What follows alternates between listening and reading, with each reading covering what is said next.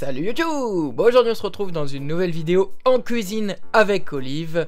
N'oubliez pas de chausser un bon casque ou des bons écouteurs. Tout se fait en audio. Bonne découverte les amis! Bonjour à tous et bienvenue dans ma cuisine. Aujourd'hui je vous propose de préparer le tian provençal. Alors les ingrédients, de l'ail, aubergines, courgettes, tomates.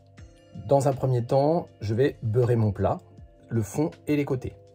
J'y vais avec les doigts, hein, comme pour un gratin finalement. J'avais au préalable coupé mon beurre il y a 10 minutes de façon à ce qu'avec la chaleur il se soit attendri. Moi j'utilise du beurre salé.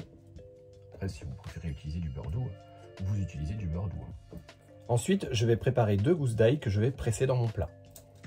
J'enlève la base. C'est de l'ail frais, donc pas besoin de penser aux germes puisqu'il n'y en a pas encore. J'épluche la gousse d'ail et je la presse dans le plat. Je fais de même avec la deuxième gousse d'ail. Ensuite, avec l'aide d'une spatule ou à la main, vous répartissez les petits morceaux d'ail au fond du plat. Maintenant, vous allez disposer les légumes à l'intérieur du plat.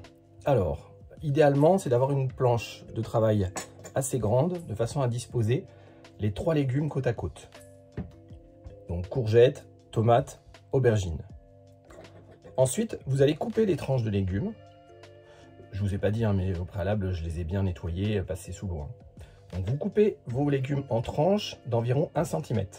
Alors évidemment, ce ne sera pas très homogène dans le sens où vous allez avoir une tomate qui sera plus grosse que la courgette, l'aubergine aussi.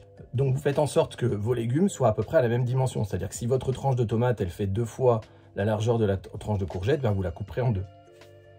Vous allez venir disposer en alternance vos légumes en les mettant en biseau si vous voulez. Ils sont légèrement penchés, quoi. Et vous faites des petites strates, des petites couches de légumes.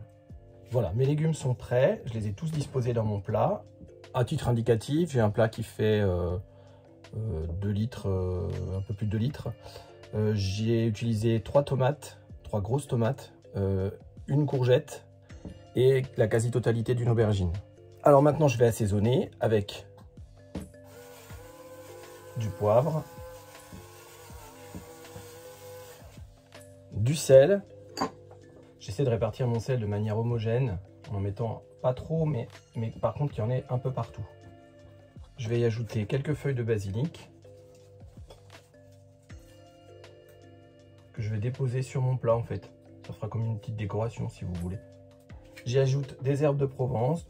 Donc moi j'ai du thym sec que je répartis au-dessus de mon plat. Et après vous pouvez épicer à votre convenance. Vous pouvez y mettre du curry par exemple ou du piment d'Espelette. Enfin en fonction aussi de vos goûts et de vos envies. Une fois que vous avez mis les épices et les herbes que vous souhaitiez, il ne vous reste plus qu'à mettre votre plat au four.